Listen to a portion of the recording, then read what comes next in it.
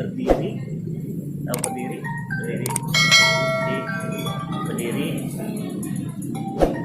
itunya.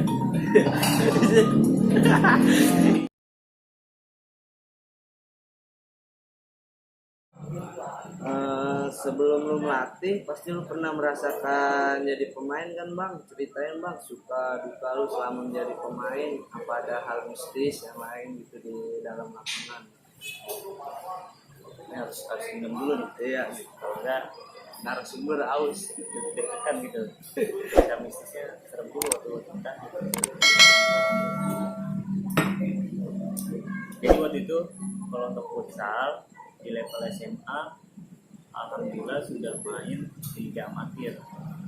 Kalau sekarang tuh minus. Itu masuk Liga Amatir aja dulu sangat sulit karena terbatas dan terdaftar gitu. Jadi di level SMA alhamdulillah sudah masuk Liga Amatir. Itu mainnya di main futsal itu berarti sekitar tahun 2008. Saya lulus 2009 ya, saya kelas 2 SMA. Kelas saya masih banyak, masih ada. Berarti 2008 saya ikut Liga Amatir di main futsal. Ya di situ sangat kaget gitu kan, ketemu pemain yang cepat, yang skill individunya bagus, yang shootingnya kencang. Itu sangat kaget, apalagi kalian tahu sendiri lah, level SMA ketemu musuh yang seperti itu kayak gimana, yang langsung kaget banget gitu kan. Itu sangat punya pengalaman bertemu dengan musuh-musuh seperti itu. Lalu untuk sepak bola waktu itu belum sampai yang masuk ke main-main Liga GS itu belum sampai karena bolanya waktu itu latihannya nggak serius, jadi cuma jadinya jadi nanggung, ibaratnya jadinya setengah-setengah. Ya udah, akhirnya cuma sekedar tangkap-tangkap, itu juga nggak banyak, ya sekedar main dengan tim sendiri di rumah. Dan ada cerita mistis yang sangat menjadi ingatan terus kan. Waktu itu tidur pernah main sebagai striker karena saya dulu keunggulannya lari kencang lalu skill gitu. Nah pada saat main itu kok rasanya perut tuh selalu mules terus, bagaimana sih main bola mules terus gitu kan, nggak enak banget kan. Akhirnya sampai 3 kali saya kamar mandi, satu babak, di babak pertama di jam saya kamar mandi, lalu baru mau minum lagi udah mulus lagi, lalu saya pengen males gitu kan, mulus tapi nggak keluar gitu aja, males nggak keluar, capek doang gitu kan. Apa ya sih bilang sama official di sana yang nyambut wah itu ada yang ngerjain, kamu udah baca ayat kursi Al-Fatihah 3 kali, tapi masih aja akhirnya main nggak maksimal, sangat nggak enak, pokoknya nggak enak buat perut, padahal nggak makan pedes nggak apa-apa gitu kan. Akhirnya ya benar, pas terakhir selesai main masih dikasih mules, terakhir itu keluar akhirnya gitu kan. Itu lu main berapa menit bang? Dua babak itu kalau ditangkap 2 kali 30 menit, rata-rata 2 kali Tanpa diganti tuh? tanpa diganti, dua babak tanpa diganti karena waktu itu pencabutan menit berarti dihormatin. Jadi seperti itu, alhamdulillah tidur masih 150.000, tapi itu di tahun 2010 sudah gede juga, 2010 tuh 150.000 udah seneng banget. Ya, jadi itu dari saudara saya ada tim di sana. Nah, lalu kontak bokap, ya saya jago nih main gitu kan, bagus, ada dipanggil saudara di sana, tidur, udah aja keluar, yang terakhir udah nggak mulus-mulus lagi, perut tuh nggak mulus-mulus lagi. Nah dari situ kan kok benar-benar kayaknya dikerjain gitu kan. Itu tim lu menang atau kalah tuh? Kalah 1-0 di menit akhir, gol sundulan akhir banget itu. Dan itu di saat main tuh peluang banyak banget, apalagi saya gitu kan, striker gitu, banyak banget, tapi lagi-lagi Jadi memang dibikin mandul banget tuh, asli bikin mandul. Mistis itu. Dan itu emang sebelum kalau ditangkap itu, sebelum main ya adalah air minum yang kita sebelum main banyak istilah gitu kan, buat adalah ibaratnya saya juga nggak tahu dari sampai sekarang tuh. Kalau sekarang disebutnya air ademnya gitu ada tuh misi ditangkap sampai saat ini ada air adem banyak sekitar itu Seru juga tuh bisa Bang Pali sebagai pemain, ada hal mistisnya. Mungkin zaman sekarang ada Bang. zaman sekarang ada di beberapa tempat mungkin, cuman ya nggak terlalu monoton. Misalkan cuma dibikin mandul depan gawang, ada yang seperti itu. Ada juga yang dibikin berdiri, tahu berdiri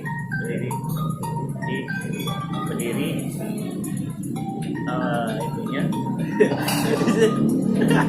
Jadi ya baik, ada juga yang seperti itu. Oh, berdiri Bang. Ya yang diperjelas tuh. Gitu deh, ada juga kayak gitu. Itu mah nggak bisa ngapa-ngapain Bang. Nah, Gitu ya. bagaimana ceritanya tuh? Main bola dalam keadaan gitu kan? Aduh, lari aja gimana ya? Larang apa? Ini terus kan? Ada nonjol gitu kan? Gitu deh. Nah, lanjut dah ke next pertanyaan selanjutnya. Langsung aja nih pertanyaan selanjutnya Bang. Kasih pesan dan motivasi Bang buat yang nonton nih, pasti kan anak futsal zaman sekarang nih biar jadi pemain yang profesional, kalau enggak pemain yang bagus ya Bang, yang berguna buat tim. Oke, motivasi ya buat kalian. Pertama motivasi hidup buat kalian sebelum kompetisi futsal. Yang pertama ada pesan ya, saya pernah membaca pernah menonton YouTube-nya Kong Haji Bolot. Dia punya pesan yang sangat bagus untuk kehidupan Betawi asli. Panutan saya juga, saya sangat mengagumi dia karena sosok Betawinya dan kelucuannya. Jadi yang pertama, jadi orang jangan terlalu ambisi. Sebab apa? Kalau nggak gagal bikin stres, itu jangan terlalu ambisi. Lalu yang kedua, jadi orang jangan sirik, jangan iri. Itu. Jadi kalau apa-apa orang punya apa, orang punya apa, nggak usah sirik, nggak usah iri. Jadi bikin nanti kita nggak tenang. Ya, Agama juga di dalam agama juga nggak boleh, nggak bagus. Ya. Jadi kalau orang punya apa-apa, ya udah, nggak usah sirik, nggak usah iri. Itu. Jadi hidup kita tenang, hidup kita berkah, gitu kan. Tidak boleh dendam. Lalu yang ketiga banyak sedekah, karena benar-benar kekuatan sedekah itu nyata. Ya, sedikit pengalaman. Belum lama itu ini bukan ria buat kalian, tapi benar-benar nyata abang alamin dan menjadi sebuah keyakinan bahwa sedekah itu bukan yang kita membuat kita jadi miskin, tapi insya Allah kalau kita ikhlas berkahnya ada. Jadi suatu saat saya sedekahkan uang 50.000 untuk kuburan almarhum ibu saya. Sedekahkan ke petugas kuburan, pembersihan kuburan, sedekahkan ke beliau. Dan saya tanpa saya pikirkan lagi. Sudah setelah sedekah saya tidak mikir lagi, saya tidak ngomong sana sini, ikhlas, ridho dalam hati, ridho. Dan habis itu waktu itu di kerjaan ada sayembara itu semacam lomba barang siapa yang bisa mendapatkan lapangan sepak bola untuk latihan perusahaan abang. Untuk latihan itu, tempat latihan lapangan sepak bola yang bagus, yang harga terjangkau, dapat hadiah 5 juta. Nah, abang saat itu itu nggak terlalu menggebu-gebu nih, cuman ada satu lapangan di Galapuri gitu kan, itu baru direnov, coba lah ke situ kan. Oh sorry, sebelum ke Galapuri sempat nanya-nanya kayak stadion Kuningan, lalu stadion Senayan yang bukan lagi itu nggak dapat. Lalu lagi jalan lewat, oh ya stadion Galapuri ya katanya habis direnov gitu kan. Disitulah ketemu pengelolanya, ternyata bisa untuk dipakai di waktu. Soalnya waktu itu yang sayembara itu perusahaan pengennya waktunya weekend, dan kalau nggak pagi sore itu susah karena di mana-mana pasti ada full, sewa full. Nah itu bisa diusahakan satu pagi.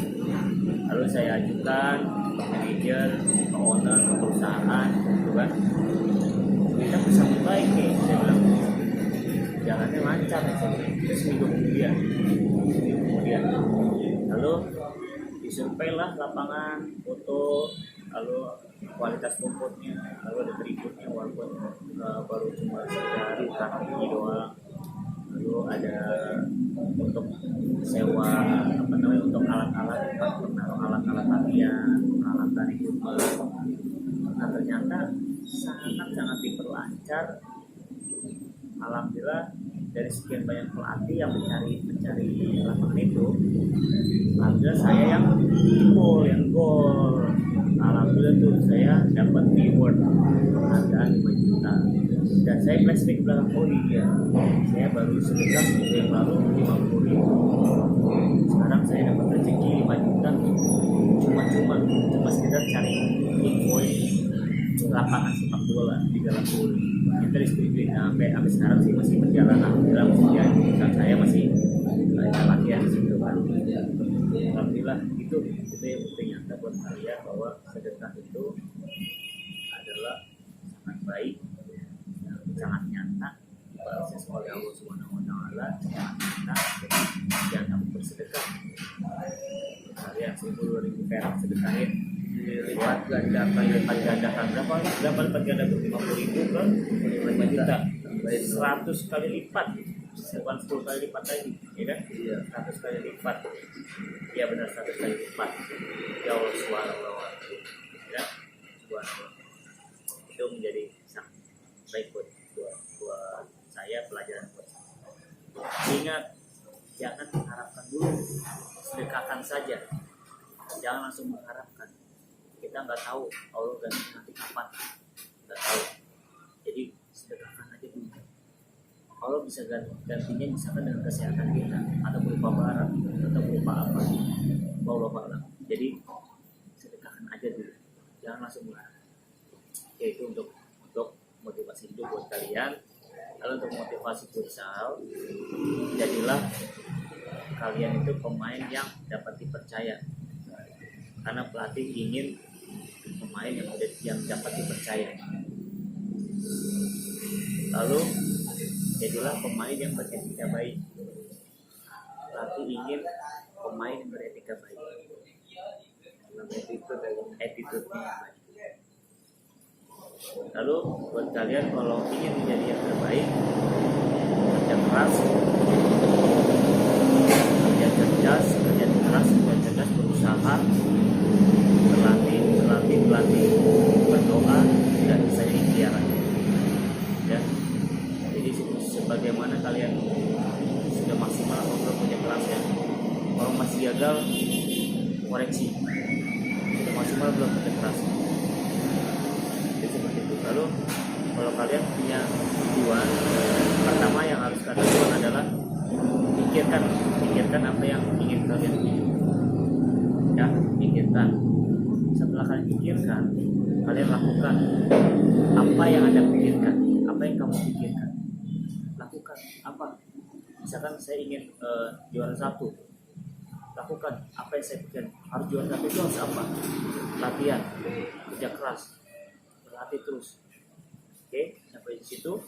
Setelah kalian lakukan apa yang Anda pikirkan, lalu kalian perjuangkan apa yang kalian lakukan.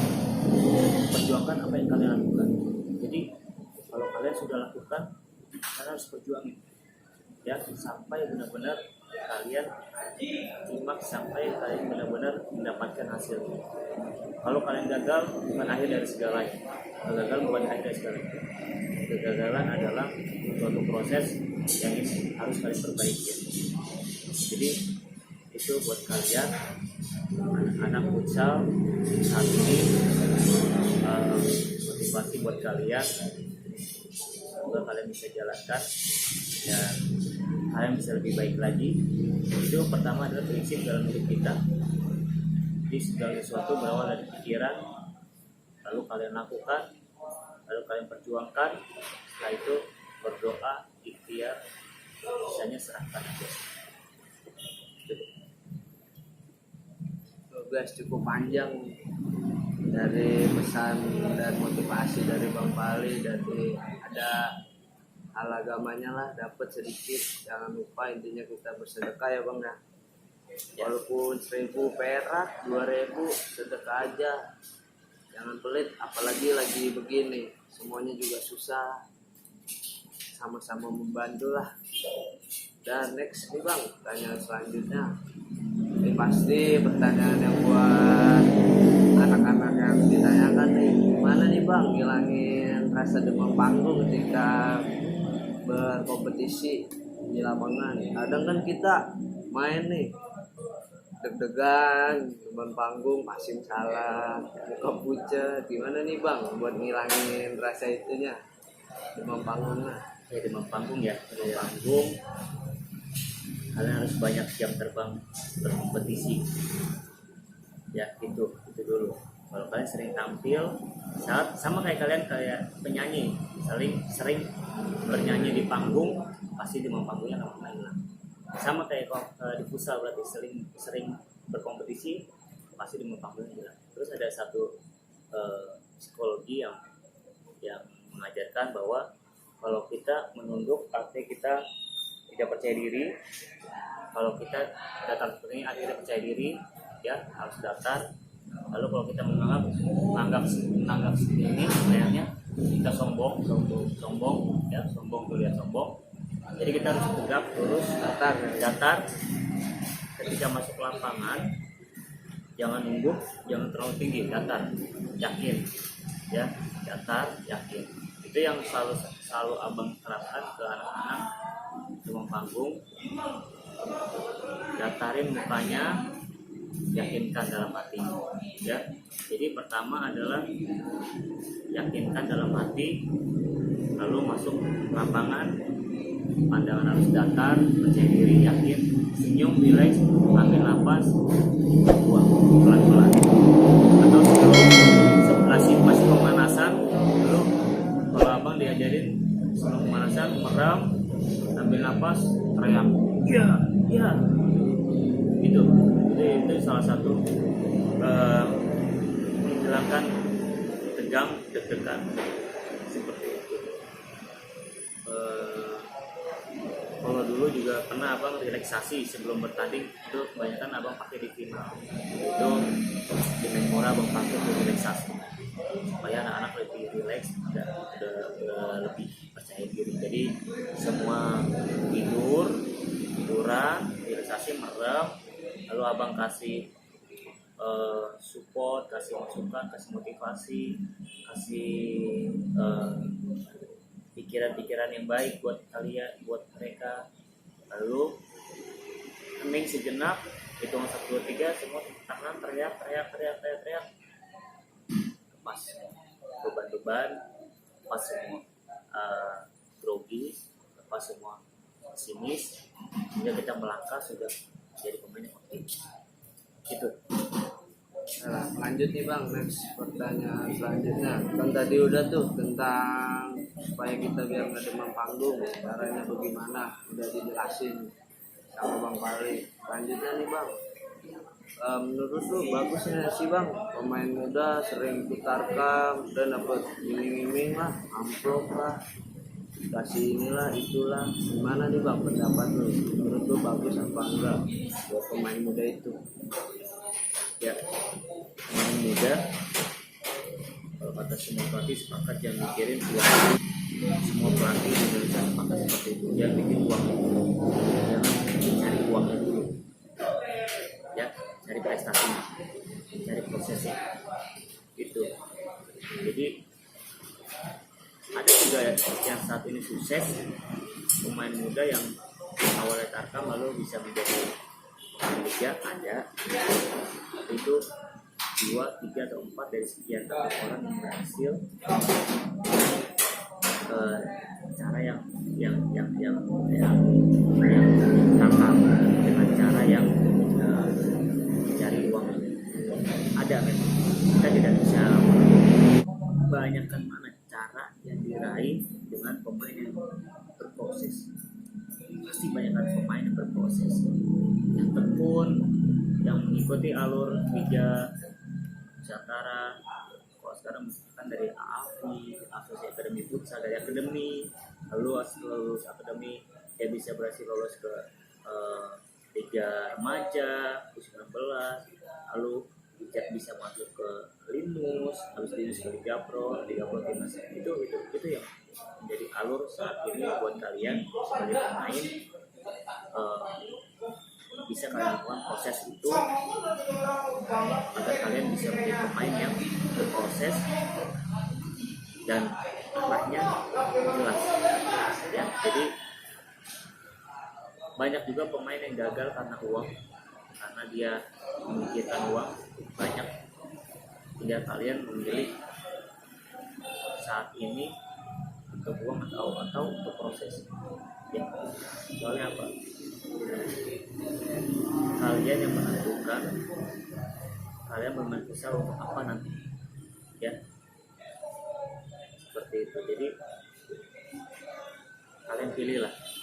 Kalau abang sih pilih, kalau kalian punya kemampuan bagus, pilihlah sebagai pemain yang berproses.